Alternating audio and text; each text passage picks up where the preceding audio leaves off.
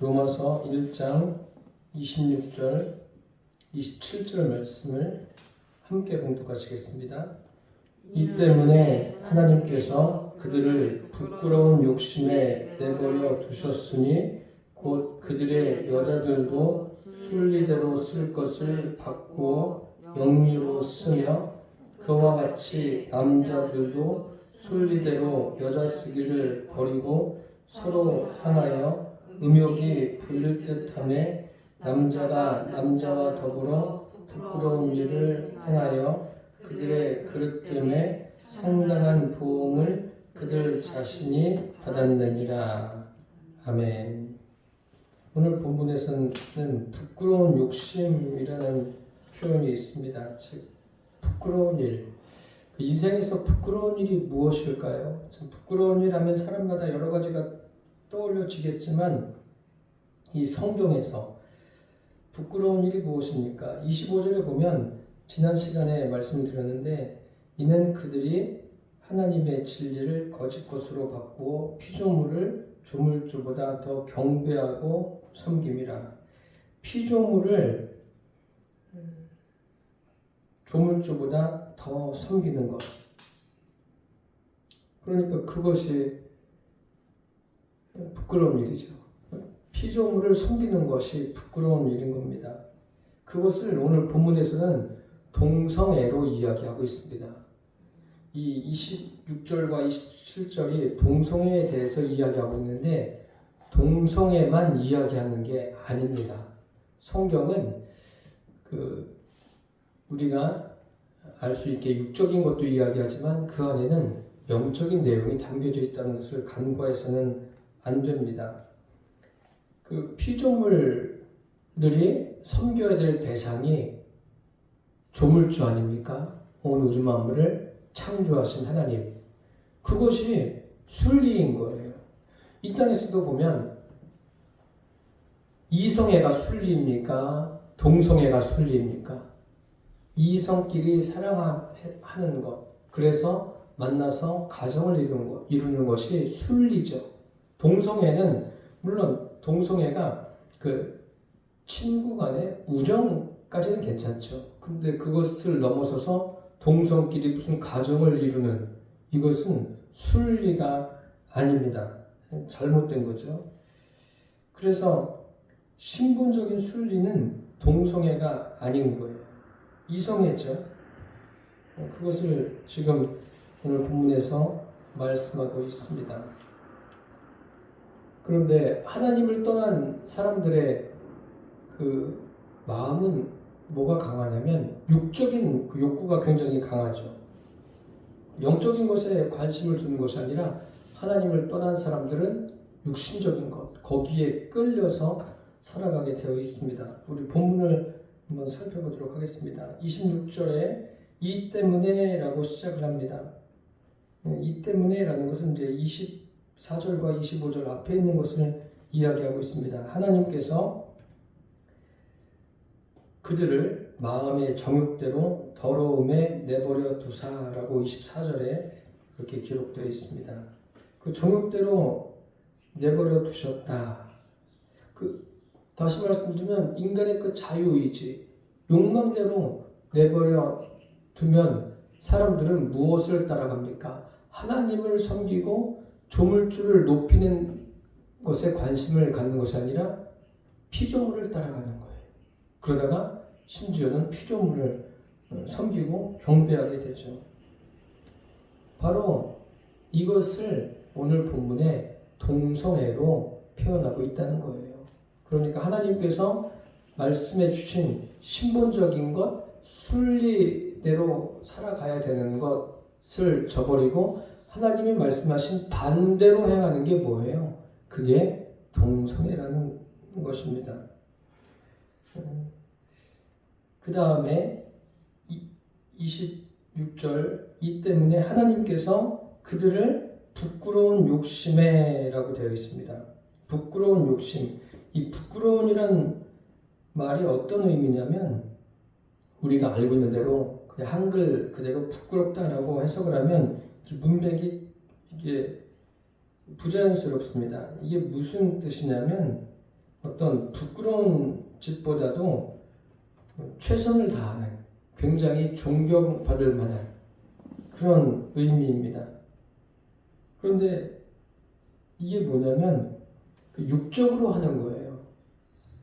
하나님께서는 영적인 것에 관심을 갖고 하나님의 말씀을 따라 살아가기를 원하는데 사람들이 어떻다고요? 육적인 것에 관심을 갖는 거예요. 그러니까 하나님이 말씀하시는 대로 하는 것이 아니라 반대로 하는 거예요. 하나님이 말씀하신 대로 하는 게 뭐예요? 지금까지 로마서 1장을 계속 살펴본 대로 성령님이, 예수 믿는 사람들은 성령님이 내 안에 계시죠. 내 안에 계셔서 그분께서 우리에게 소원을 두고 행하게 하시는 그것을 따라서 살아가는 것. 그러니까 성령님과 내가 하나가 돼서 살아가는 것. 이론적인 삶이 그리스도인의 삶입니다. 그런데 하나님께서 로마서에 바울을 통해서 쓰신 내용에 보면 내버려 두시는 게 뭐예요? 내버려 두시는 것은 그 자기의 의지대로 하도록 놓아두신다는 그런 의미입니다. 그래서 하나님께서 그들을 부끄러운 욕심에, 이 말은 하나님께서 저희를 최선을 다하는 욕심에 이렇게 해석하는 것이 더 자연스럽다고 봅니다. 최선을 다하는 거예요. 부끄러운 욕심이 아니라 최선을 다하는 거예요. 그런 의미예요. 아무리 사람들이 세상에서 최선을 다해요. 최선을 다해서 무엇인가 이루려고 합니다. 그런데 최선을 다하는 것은 좋은데 하나님의 순리대로가 아니면, 하나님의 원하신 대로가 아니면 그것이 순리가 아니라 뭐라고요? 영리라는 거예요. 이해가 되십니까? 무슨 말씀인지? 그것을 오늘 본문에서 말씀하고 있는 거예요. 이게 뭐냐면 마태복음 7장에도 예수님께서 말씀하셨어요. 어떤 말씀을 했냐면 우리가 주의 이름으로 선지자 노릇하고 주의 이름으로 귀신을 쫓아내며 주의 이름으로 많은 권능을 행했습니다. 이게 뭐예요? 주의 이름으로 주의 이름으로 주의 이름으로 주의 이름으로 최선을 다하는 삶을 살았습니다. 그렇게 이야기하지 않습니까? 근데 예수님이 뭐라고 말씀하십니까? 불법을 행하는 자라고 말씀하시지 않습니까? 이것은 예수님의 이름으로 최선을 다했어도 영리해라는 거예요. 주님이 말씀하시지 않습니까? 여기에 이제 이 26절과 27절을 동성애를 부각시켜서 동성애다 그러고 이제 넘어가는데 그런 의미가 아니에요. 이것은 무엇을 의미하냐면 인본이에요. 완전 인본. 하나님이 주신 그 신본적인 순리를 거슬려서 인본으로 행하는 것을 하나님께서 26절, 27절에 말씀하고 계십니다. 그래서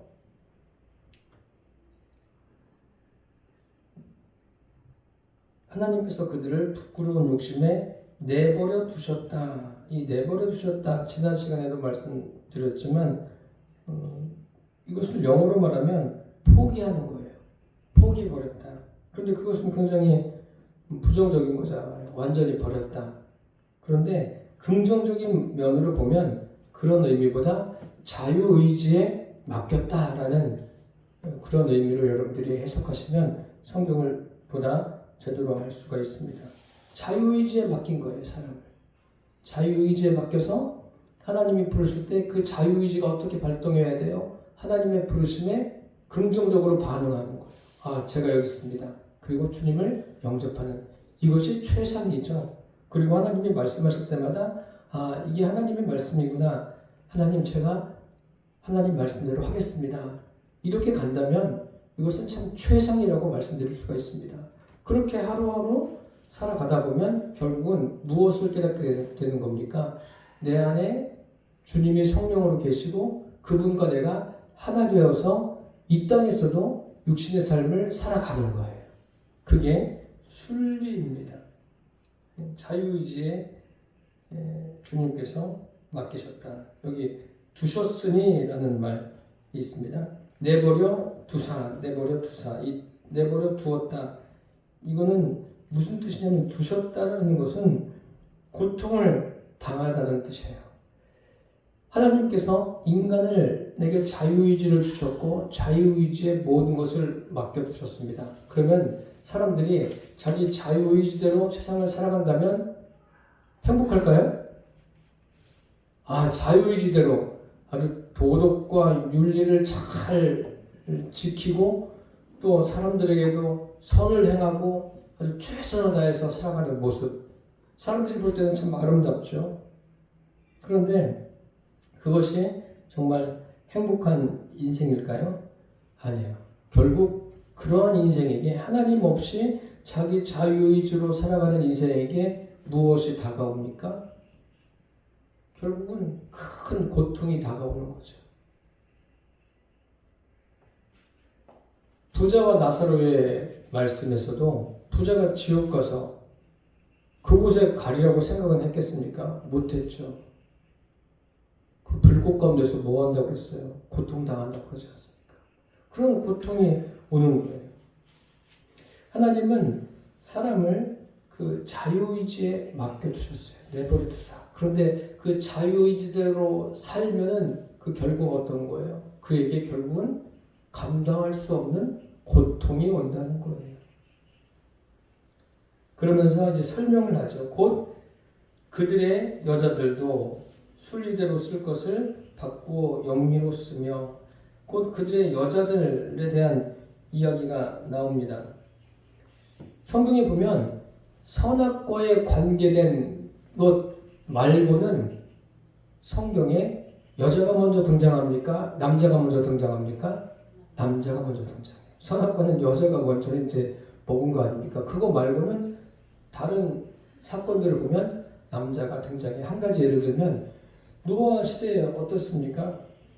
노아 시대에 보면은 하나님의 아들들이 사람의 딸들의 아름다움을 봤다라고 그랬어요. 다 이제 남자가 먼저고 여자가요. 근데 선악과를 따먹는 데 있어서는 누가 먼저예요? 여자가 먼저예요. 왜 여자를 먼저 기록합니까? 하나님을 떠난 인간의 대표라는 거죠.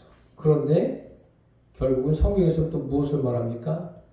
아담 한 사람으로 말미암아 죄가 세상에 들어오고 하와가 시작해서 아담에게 선악을 알게 하는 나무의 과실을 먹게 했는데 성경은 모든 사람의 대표성을 누구로 둡니까?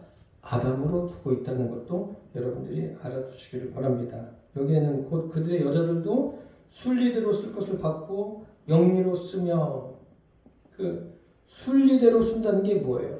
그 순리대로 쓴다는 게 하나님이 그 순리를 정해주셨는데 사람들은 어떻게 해요? 영리로 바꾸어서 영리로 썼다라는 거예요.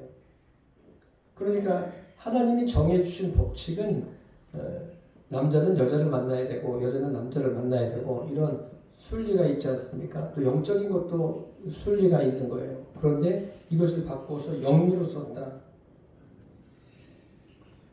결국은 오늘 이 말씀에서 이것은 동성애다 이렇게만 단정지어서 넘어가면 안 돼요. 영적인 것도 여기서 말씀하고 있음을 알아야 돼요. 왜 아셔야 되냐면 사람과 동물의 차이점이 뭐죠? 사람에게는 있고 동물에게는 없는 게 뭐예요? 영혼입니다. 영혼이에요. 사람은 동물과 달라요. 영적인 존재이기 때문에 이런 말씀을 하고 계신 거예요. 그래서 육체적인 본능으로 행하는 것, 자기 자유의지로 육체적인 것만을 따라가는 것은 순리입니까? 아닙니까? 순리가 아닌 거예요. 그게 영리인 거예요.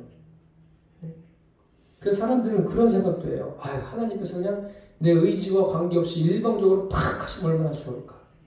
그럼 일방적으로 하신다는 것은 하나님과 사람과의 관계가 인격적인 관계가 아니라는 거예요. 물론 제가 말씀드렸지만 창세기에는 하나님이 일방적으로 하시는 경우도 있죠. 왜요? 사람들에게 하나님이 어떤 존재인가 알리실 때는 일방적으로 하셔요. 그 다음에 이제 사람을 만나시면서 그들과는 인격적인 교제를 하게 된다는 것을 여러분들이 성경을 통해서 제대로 알고 계셔야 합니다. 그래서 이렇게 곧 그들의 여자들도 순리대로 쓸 것을 받고 영리로 쓰며, 순리가 무엇이고 영리가 무엇인가를 우리는 알고 계셔야 돼요. 뭐 한 가지 여기 있는 그대로 동성애는 순리가 아니잖아요. 영리 아니에요. 하나님께서 남자와 여자를 만나게 하셔서 그들로 하여금 가정을 이루게 하셨지, 남자끼리 여자끼리 만나서 우정을 나누는 거야 좋지만 그것을 뛰어넘어서서 그들이 가정을 이루는 것, 이것이 뭐예요? 이게 영리인 거예요. 그리고 자기 자유의지를 따라서만 하는 것이 영리예요. 자유의지를 따라서만 살아가다 보면 어떻게 된다고요? 지난 시간에 말씀드린 대로 피조물을 조물주보다 더 섬기게 되는 거예요. 이런 것이 다 순리가 아니라 영리라는 거예요. 27절에 보면 그와 같이라고 되어 있습니다. 그와 같이. 그 다음에 남자들도 순리대로 여자 쓰기를 버리고, 이제 그 남자에 대해서 나오고 있는 거예요. 여자가 나오고 또 남자가 나와 있습니다. 하나님이 주신 순리, 남자가 되었든 여자가 되었든 하나님이 주신 순리는 동일합니다. 사람을 창조하신 목적이 무엇입니까? 그 순리는 하나님을 섬기는 거예요. 하나님을 섬기고 하나님과 교제하게 하기 위해서 하나님이 남자를 창조하시고 여자를 창조하셨습니다. 이것이 순리라는 것을 여러분 잊지 마셔야 됩니다. 그러면서 여기 서로 향하여 음욕이 부릴 듯하매, 여기 이제 동성애를 이야기하니까 이제 이런 식으로 표현해 놓은 거예요. 음욕이라고. 그런데 음욕이 부릴 듯하다. 그래서 동성애니까 어떤 성적인 욕망을 더 나타나게 해서 잘못된 것으로 발생하게 한다. 이렇게 생각을 할 수가 있습니다. 그런데 이 음욕이라는 것을 그 원래의 의미를 보면 소원이에요. 소원. 어떤 소원.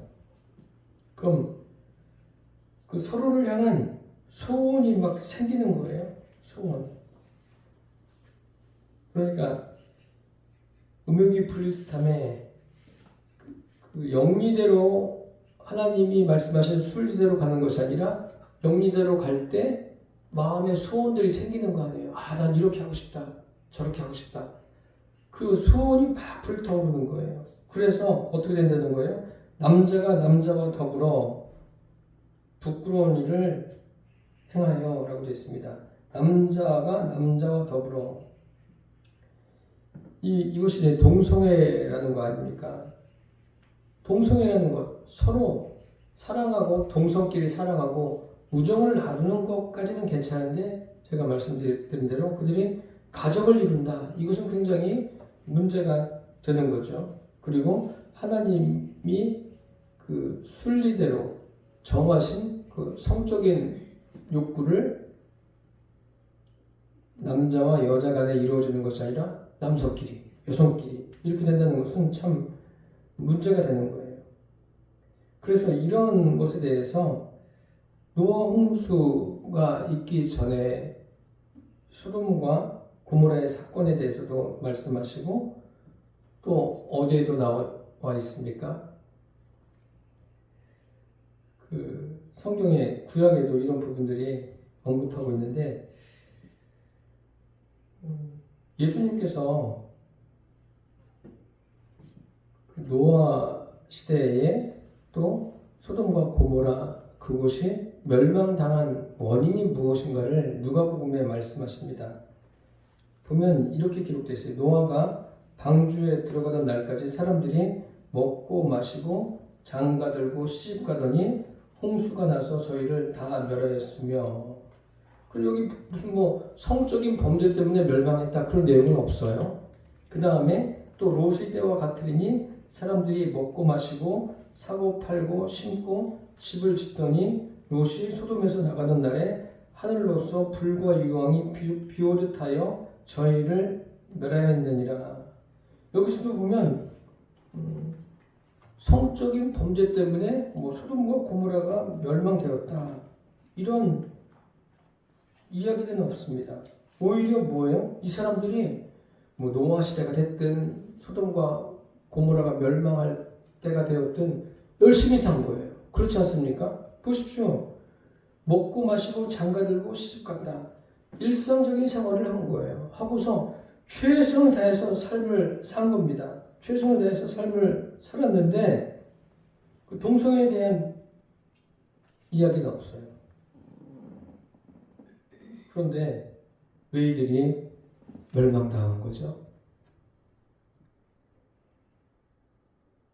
하나님과는 관계가 없는 삶을 산 거예요. 하나님과 하나됨 속에서 삶을 산 것이 아니라 자기의 자유의지만을 가지고 세상에서 최선을 다하는 삶을 산 거예요. 그것의 끝은 뭐예요? 멸망입니다. 그것을 말씀하고 있는 거예요. 그래서 여기 그 다음에 남자가 남자와 더불어 부끄러운 일을 행하여 라고 되어 있습니다. 이제 아까 설교 서두에 부끄러운 일에 대해서 말씀드렸는데 부끄러운 일을 행했다. 부끄러운 일이 도대체 뭐죠? 뭐가 부끄러운 일입니까? 노아 시대나 소돔과 고모라 그때도 어때요? 사람들이 최선을 다하는 삶을 살았습니다. 그 겉으로 보기에는 최선을 다하는 삶을 살았어요. 그런데 하나님이 보실 때는 그게 아니라는 거죠. 사람들이 볼 때 부끄러운 일을 행했다는 게 아니에요. 지금 동성애로 이야기하니까 동성애가 참 부끄러운 일이다. 여기 이 본문만 가지고 해석을 하면 그렇게 이야기할 수가 있어요. 그런데 이것을 조금 더 영적으로 보면 사람들이 볼 때는 참 훌륭한 삶을 살아냈는데 뭐예요? 하나님이 보실 때 어떻다는 거예요? 하나님이 보실 때는 그러한 삶을 살지 않았다는 거예요. 인본적으로는 순리예요. 인본적으로는 순리고 인본적으로는 훌륭한데 거기까지. 신본적인 것에는 관계가 없는 거예요. 신본적인 삶하고는 관계가 없다는 말씀이에요. 그래서 부끄러운 일이라는 거예요. 이것이. 그리고 그 다음에 그들의 그릇 때문에라고 그랬어요. 그릇 때문에. 결국 인간의 본능대로 한다면은 무엇을 말씀하는 거예요? 인간의 본능대로 살아가는 것은 진리입니까? 진리가 아니라는 거죠. 그래서 자신을 속이고 방황할 수밖에 없는 거예요. 그러니까 인본이라는 것은 사람들이 볼 때는 저 사람 굉장히 훌륭한데 삶에서 그냥 밤낮 가리지 않고 최선을 다하는 삶을 살았어. 그럼 세상에서 높이 평가할 만하지 않습니까? 세상에선 그래요. 그런데 하나님이 보실 때는 그게 순리가 아니라 뭐라고요? 영리라는 거예요. 우리는 성경에서 무엇을 말씀하는가가 중요한 거예요. 그럼 왜 영리해요? 하나님 보실 때 그게 영리입니까? 최선을 다하는 게? 하나님과 관계없이 그러니까 자기 자유의지를 최고로 두고 사는 거예요. 그렇기 때문에 그것이 영리라는 말씀이에요. 무슨 말씀인지 아십니까? 이것에 대한 결말이 무엇입니까? 그들의 그릇 때문에 상당한 보응을 그들 자신이 받았느니라. 결국 상당한 보응을 그들 자신이 받았다가 무슨 말입니까? 인과응보의 법칙 아닙니까? 신문대로 거두는 거예요. 그러니까 아까도 그 소원에 대해서 말씀드렸어요. 음욕이 불일 듯함에 소원이 막 불타오르는 거예요. 마음속에서. 자기의 소원대로 산다면은 그 결과는 뭐예요? 하나님께 상당한 보응을 받게 돼 있다는 거예요. 인본적인 삶은 하나님께 상당한 보응을 받을 수밖에 없습니다. 왜요? 신본을 거스르고 영리로 살아가기 때문에 그렇다는 거예요. 그러니까 육체적인 삶을 살면 결국 그것으로 끝나는 거예요. 완전히 끝나는 삶이 아니라 어떻게 이어집니까? 영원한 멸망 가운데 하나님의 심판을 받아서 영원한 멸망 가운데 살아갈 수밖에 없다는 거예요. 그것을 지금 26절과 27절에 말씀하고 있습니다. 그럼 주님이 말씀하신 순리는 무엇입니까? 육체대로 사는 게 아니에요. 자기 자유의지대로 살아가는 것이 아니라 그 자유의지가 예수님을 주님으로 영접함으로 주님의 다스림을 받는 거예요. 주님의 통치를 받는 거예요. 이것은 어느 한순간 갑자기 통치받고 끝나는 것이 아니라 매일같이 그분의 다스림과 통치를 받는 거예요. 그러면 주님이 그냥 막 명령하시는 대로 그렇게 살아가는 게 순리입니까? 그렇지 않습니다. 명령하시는 대로 사는 것이 아니라 주님과 하나됨 속에서 살아가는 거예요. 그게 바로 로마서가 말씀하고 있는 거예요. 계속해서 로마서는 그것을 말씀하고 있는 거예요. 저와 여러분의 삶이 우리 안에 성령님이 계시지 않습니까? 우리는 물과 성령으로 거듭났습니다. 하나님의 자녀가 되었습니다.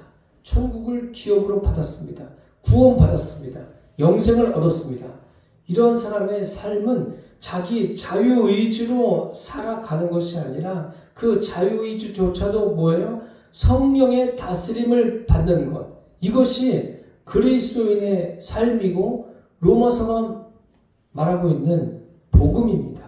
이 복음에 저와 여러분이 견고하게 세워져서 흔들리지 않는 어떠한 상황에서도 성령님과 하나 되어서 주님이 원하시는 삶을 살아내시기를 바랍니다. 그래서 저와 여러분이 가는 곳곳마다 어둠이 물러가는 거예요. 그리고 어둠이 물러가면 질서가 잡히는 거 아닙니까? 우리가 가는 곳곳마다 질서가 세워지는 역사가 있게 되기를 바랍니다. 정치 지도자는 늘 바뀌어요. 시간이 지나가면 바뀝니다. 바뀌지만 나라는 그대로 있어요. 그래서 그리스도인들이 더 깨어 있어야 되는 이유는 다른 데 있지 않습니다.